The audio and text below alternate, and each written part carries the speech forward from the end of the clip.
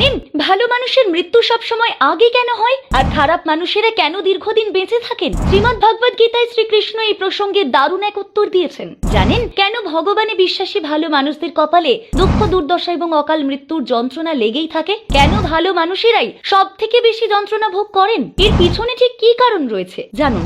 আমাদের দৈনন্দিন জীবনকে কেন্দ্র করে বহু প্রশ্ন এবং সমস্যার উত্তর রয়েছে ভগবদ গীতায়। আর এই প্রশ্নগুলোর মধ্যে একটি অন্যতম প্রশ্ন যা কম বেশি প্রতিটি মানুষের মধ্যেই রয়েছে, তা হলো ভালো হলেই মানুষের মৃত্যু কেন আগে হয়ে থাকে? চারপাশে লক্ষ্য করলেই দেখা যায় অসৎ এবং খারাপ মানুষেরা দীর্ঘদিন ধরেই পৃথিবীতে সুন্দরভাবে বেঁচে থাকেন, অথচ ভালো মানুষেরা খুব তাড়াতাড়ি অকাল মৃত্যুর পথে গমন করেন। নিজের প্রিয়জন এবং কাছের মানুষদের কষ্ট দিয়ে খুব তাড়াতাড়ি অমৃত লোকের পথে যাত্রা করেন ভালো মানুষেরা। হাজারো চেষ্টা করার পরেও ভালো মানুষদের জীবনে কখনোই দুঃখ দুর্দশা কাটে না। আবার অন্যদিকে যারা ঈশ্বরে ভক্তি করেন না, এমনকি ঈশ্বরকে বিশ্বাসও করেন না, তারা দীর্ঘদিন পর্যন্ত আনন্দ সহকারে এই পৃথিবীতে বেঁচে থাকেন। প্রসঙ্গক্রমে আজকের যুব সমাজ এই প্রশ্নের উত্তর খুঁজতে গিয়ে বেশিরভাগ ক্ষেত্রেই নাস্তিক হয়ে যাচ্ছে। কম বেশি তাদের সকলেরই মনে একটাই প্রশ্ন, যে যদি ভগবান সত্যিই থাকেন তাহলে কোথায় রয়েছেন? কেন ভালো মানুষের কষ্ট ভগবানের চোখে পড়ে না? এই প্রশ্নের উত্তর জানতে গেলে একটি প্রাচীন গল্প কথাও আপনাদের জেনে নিতে হবে। চলুন তবে আর সময় নষ্ট না করে প্রাচীনকাল থেকে চলে আসা এই প্রশ্নের উত্তর জেনে নেওয়া যাক এই ঘটনার মাধ্যমে।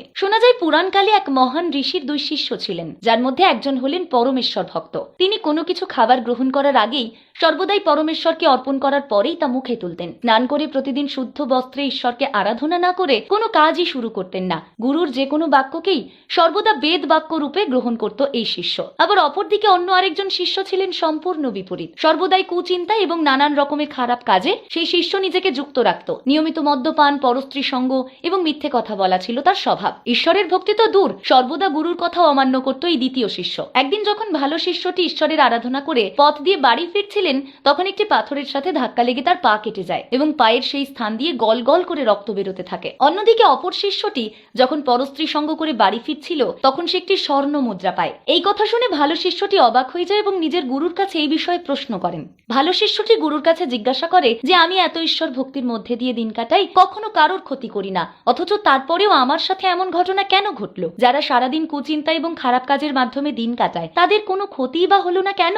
যে অন্যায় করে সে স্বর্ণ মুদ্রা পায়, আর যে ভক্তি করে সে পায় আঘাত। তখন সেই মহান ঋষি তার ভক্তের উদ্দেশ্যে বলেন, তুমি কি জানো তোমার আজ মৃত্যুযোগ ছিল, কিন্তু সৎকর্মের কারণে খুব সহজেই সেই কঠিন সত্যের হাত থেকে রেহাই পেয়েছে তোমার দেহ। শুধুমাত্র তোমার মনের ভক্তির কারণেই এই কঠিন অকাল মৃত্যু যোগ সামান্য দুর্ঘটনা রূপে ঘটে গিয়েছে তোমার জীবনে। অন্যদিকে যে ব্যক্তি স্বর্ণমুদ্রা পাওয়া নিয়ে প্রশ্ন তুলছো, তুমি তার পূর্বজন্মের কর্মফল অনুযায়ী আজ গুপ্তধন পাওয়ার কথা ছিল, কিন্তু সেই জায়গায় একটি স্বর্ণমুদ্রা নিয়েই সন্তুষ্ট থাকতে হয়েছে সেই ব্যক্তিকে। এই প্রসঙ্গে ভগবান শ্রীকৃষ্ণ বলেছেন, তিনি কারোর কর্মে হস্তক্ষেপ করেন না। মানুষ যা ভোগ করে সেটা তারই কর্মফল। শ্রীকৃষ্ণের কথায় আমি প্রত্যেক মানুষের জন্যই কিছু না কিছু ভালো ভেবে রেখেছি। তাই বলা যেতে পারে প্রতিটা ঘটনার পেছনেই কিছু না কিছু কার্যকারণ থাকে, কিন্তু সকলে আমার উপর সত্যিকারের বিশ্বাস করতে পারে না। তাই এমন কিছু কাজ করে বসেন যা জীবনের দুঃখ দুর্দশা এবং যন্ত্রণা ডেকে আনে। তাই অবশ্যই ভালো খারাপ যাই পরিস্থিতি আসুক না কেন, ভক্তি সহকারে ভগবানের উপর বিশ্বাস করা উচিত। তবেই যে কোনো কঠিন পরিস্থিতির হাত থেকে উদ্ধার সম্ভব।